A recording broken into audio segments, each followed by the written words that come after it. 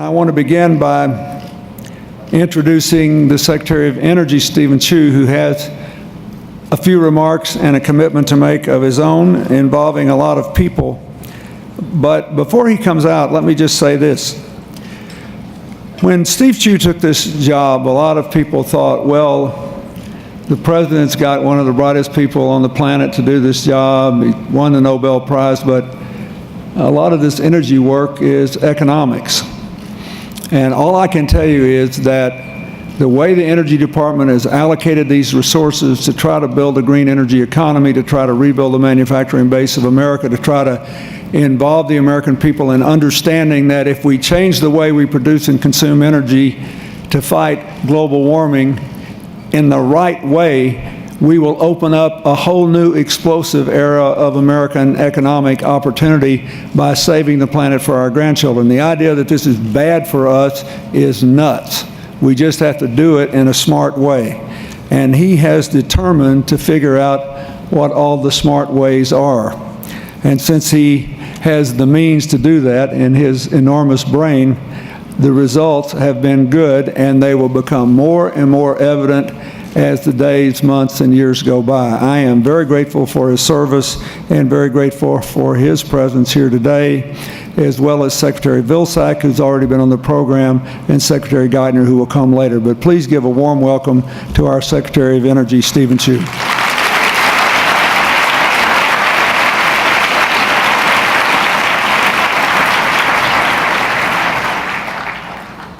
So, President Clinton, I don't know, what a wonderful introduction. I just want to say how grateful and thankful I am of all the work you've been doing and all the energy you've been putting into the Clinton Global Initiative, into recognizing the business, economic, job-creating opportunities while protecting the environment. And so your global initiative is doing fantastic work. It's doing fantastic work from green technology to education to boosting American manufacturing and so much more.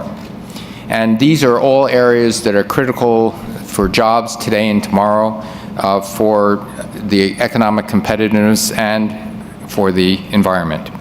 And I was especially excited on the focus on clean energy jobs. I read your recent Newsweek article with great interest. In fact, I told some of our guys, you know, some of these ideas are really cool. In terms of the energy efficiency thing, you know, we'll be your mouthpiece and try to get everybody to realize that, you know, to the extent, I'm not sure if President Clinton needs a mouthpiece. But in any case, we'll be back helping you do all these things. I also want to thank the President's Council on Jobs and Competitiveness for co-leading in this effort to help. This is now, what's the effort I'm talking about? It's President Obama has announced a Better Building Challenge. And so what is this challenge about? First, buildings, both commercial and residential buildings, consume 40% of the energy in the United States. And roughly speaking, it turns out around the world, it's also 40% of the world's energy. And so with regard to commercial buildings, this Better Buildings Challenge says there are many buildings that can afford a tune-up, that you could retrofit and you can greatly reduce the energy use in these buildings. But the investments you make, even if you borrow money from the private sector, the investments you make, if done right, should actually more than pay for themselves, get a very healthy return on investment, as well as saving energy.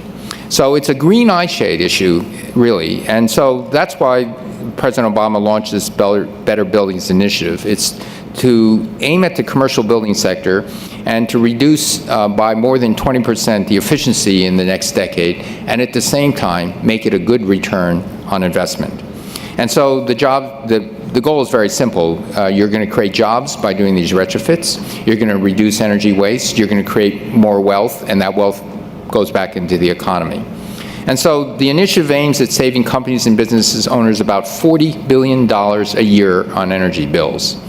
And a recent report found that it could create more than 114,000 direct jobs, but because you're actually saving money and rechanneling back into the economy, you're creating much more than that. So as part of the initiative, President Obama started a Better Buildings Challenge to encourage CEOs, university presidents, local government leaders, and others to make their organizations save energy. The participants in the challenge will commit to making their facilities more energy efficient. What do they get in return? Well, they get technical assistance from us. We will stand by to help them decide what's the best investments. We will help facilitate sharing of best practices, and we will, of course, publicly recognize their leadership. But remember, the bottom line is that when you accept this challenge and you do the right things, you are making money. You are getting a good return on investment. So today, I'm pleased to announce that several companies and local communities have signed up to participate as the first-round partners in the challenge. And in total, these cities and companies have committed to making more than 300 million square feet of building space more efficient. And additionally, the financial organizations that are part of this challenge have agreed to support by helping provide more than $500 million in financing for these energy efficiency projects.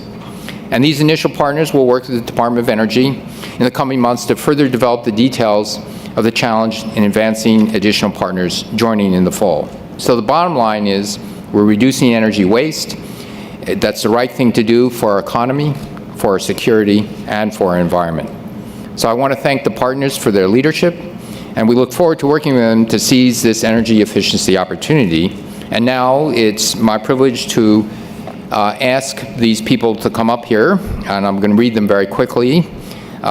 First, Chair Nancy Sudley of the White House Council on Environmental Equality. Seattle Mayor Michael McGinn, David Bennett from the City of Atlanta, Cisco DeVries from Renewable Funding, Mike Eckhart from Citi, Bob Hinkle from Metris Energy, Robert McNamara from Lend-Lease, Paul Prowl from Best Buy, Shannon Smith from Abundant Power, and Martin Tull from Green Sports Alliance. So thank you all.